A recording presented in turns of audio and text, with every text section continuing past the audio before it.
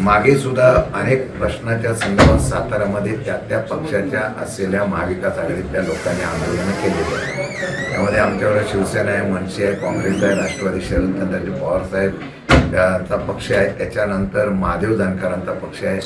असे वेगवेगळ्या संघटना आहेत, सामाजिक संस्था आहेत, संघटना आहेत, कम्युनिस्ट आहेत. सगळे पक्ष आम्ही एकत्र येऊन निवडणूक लढवतोय आणि लोकांना या निवडणुकीच्या माध्यमातून बदल करावा अशा प्रकारचं आवाहन करणार आहे. लोकसभेला सुद्धा चांगल्या प्रकारचं मतदान पोलिंग बूथवर माणसं नसताना सुद्धा साताऱ्याच्या शहरातल्या लोकांनी दिलं आहे. यातच साताऱ्याच्या शहराच्या लोकांची मानसिकता निश्चितपणाने मतदारांची दिसून येते आणि मला वाटतं की ज्यावेळेला एखादा साधा कार्यकर्ता मी उभा राहतोय अशा प्रकारचा आत्मविश्वासाने सांगतो त्यावेळेला एक लोकांचा कल आम्हाला पुढे येतो. विशेषतः आमच्या मागणीमध्ये जर बघितलं असेल तर ओबीसी मागासवर्गीय यांनी आत्मविश्वासाने आम्हाला या ठिकाणी तिकीट मागितलेले आहे. याचा अर्थ त्यांचं या असलेल्या भाजपाच्या पक्षाच्या बरोबर न जाता आपला समाज हा त्या ठिकाणी एकत्रित राहण्यासाठी त्यांनी आमच्याकडे मागणी केलेली आहे.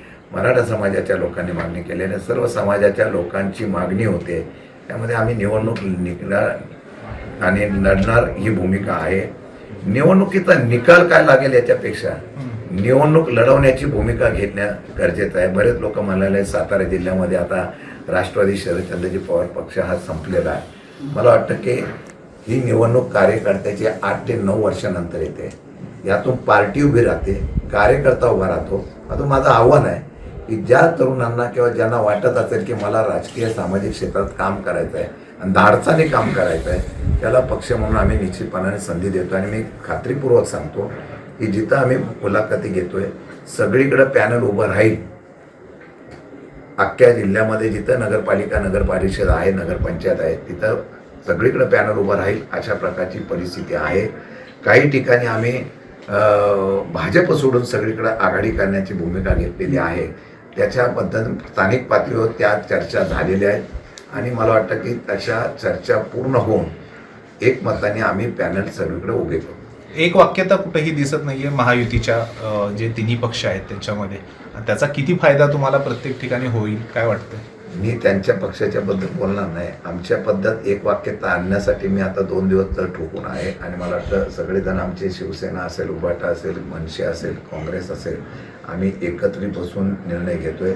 थोडा वेळ झाला परंतु मला वाटतं की चांगल्या पद्धतीने लोकांची मानसिकता आहे. आमच्यात एक वाक्यता आणण्याचा प्रयत्न 100% होईल आणि निवडणूक सातारा जिल्ह्यामध्ये 100% चांगल्या प्रकारचा प्रयत्न करू. साहेब, सातारा नगरपालिकेचे काही आजी माजी नगरसेवक वगैरे इच्छुक मुलाखतीमध्ये आलेत का? तुमच्या संपर्कात वगैरे आहेत? चांगले सुशिक्षित अशा प्रकारची लोकांनी सुद्धा मागणी केलेली आहे. त्यामध्ये डॉक्टर संजय काटे असतील की डॉक्टर अजून आमच्याकडं काही यांनी पण मागणी केली आहे, महिला भगिनींनी मागणी केलेली आहे.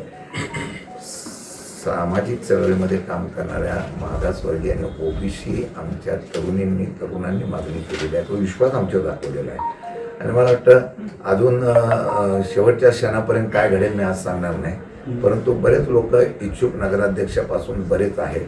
ते वेट अँड वॉचच्या भूमिकेत आहे.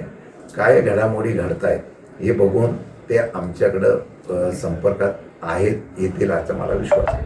साधारणतः अर्ज किती आतापर्यंत इच्छुक मुलं? अर्जाच्या बाबतीमध्ये आम्हाला ज्या सीटा लढवायच्या आहेत त्या आमच्याकडं, काँग्रेसकडं आणि शिवसेनेकडं अशा मागण्या झालेल्या आहेत. पॅनल पूर्ण होईल याची काळजी आम्ही निश्चित घेऊ. साहेब, मंत्री साहेबांनी आता आरोप केला आहे की सार्वजनिक बांधकाम विभागाचं माझ्या कॅबिनचं कामच झालेलं आहे आणि बोगस बिलं काढलेली आहेत. मागच्या वेळा अधिवेशनामध्ये हा मी विषय काढला होता. आम्ही या असलेल्या सार्वजनिक बांधकाम विभागामध्ये 36 कोटीची बोगस बिलं झालेली आहेत, काढलेली आहेत आणि त्याच्या संदर्भामधले आरोप पण झालेले आहेत आणि त्या खात्यानेच सांगितलेलं आहे की अशा असलेल्या चुकीच्या पद्धतीने बिलं काढलेलं खातंच कबूल करत असेल तर मला वाटतं की कारवाई व्हायला पाहिजे. अजूनपर्यंत कारवाई झाली नसेल तर आम्ही येत्या अधिवेशनामध्ये हा विषय 100% काढू आणि त्यावर असा भ्रष्टाचार मला वाटतं की या सरकारमध्येच होतं असं दिसून येतोय की काही न करता सुद्धा बिलं काढली जातात. अशी अनेक उदाहरणं आहेत.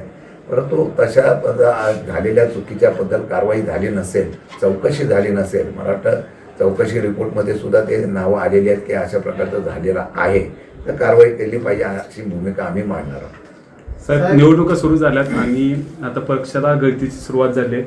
कसं बघता याकडे, गळती कशी थांबवणार पक्षाची? असं आहे की पक्ष ही गळती शेवटी सत्तेमध्ये जाण्यासाठी बरेच जण जात असतात. आम्ही आहे तिथं आहोत. आणि मला वाटतं की गळती लागली म्हणून लगेच ती जागा भरण्याचा प्रयत्न आपण करतो. आणि आम्हाला वाटतं की लगेच यश यायला पाहिजे असं पण नाही आहे. परंतु शून्यातून परत पक्ष उभं करण्याचा प्रयत्न करणं, याला यशापर्यंत नेण्याचा प्रयत्न करणं ही तर कसोटी आहे.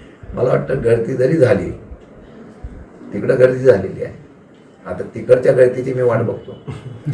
साहेब, एक विषय असा होता, सातारा पालिकेचे जे आत्ताचे मुख्याधिकारी होते, आता उपायुक्त झाले, 12 ते 13 वर्ष इथंच आहे, त्यांना कायमस्वरूपी इथं ठेवण्यासाठी तुम्ही काय आवाज उठवणार आहे? नाही, खरं म्हटलं तर हा रेकॉर्ड आहे. हे फक्त महायुतीमध्येच होऊ शकतं. आपल्या मर्जीत खरं 3 वर्षांनी अधिकारी बदलत असतो, पण 3 वर्षाच्या जे 12 वर्ष परत उपायुक्त झाले असतील किंवा असे अधिकारी, बऱ्याच ठिकाणी असे अधिकारी आपल्या मर्जीतले ठेवण्याचा प्रयत्न होतो. किंबहुना मर्जीतला नगराध्यक्ष पण करण्याचा विषय चालू आहे चर्चेला, असं मला माहिती आहे, पडतंय. पण त्याला मला वाटतं की नियम डावलून अशा प्रकारच्या 12 वर्ष, आता तुम्ही मला मागणी केली की ते तिथं कायम राहा अशी तुम्ही मागणी करणार काय?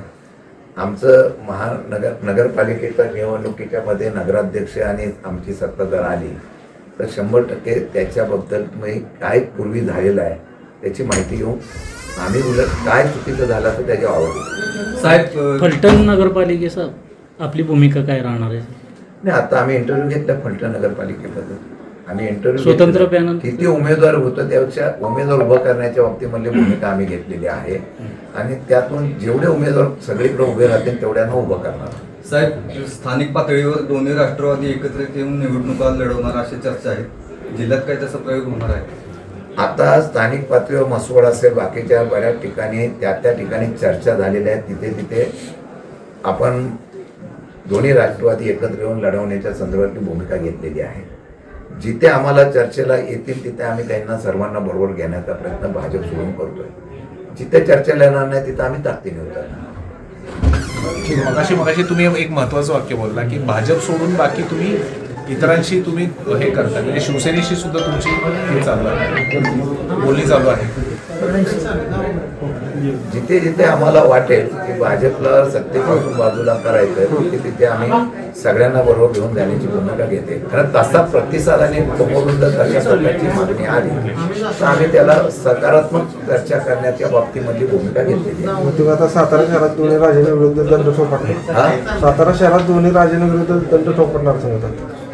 दंड ठोपटणार कशाला? मी आपला प्रयत्न करणार आहे. दंड कोण ठोपटतो? राजांच्या विरुद्ध दंड कोण ठोपटतं? आपण जनतेला घेऊन दंड ठोपटायचे असतात.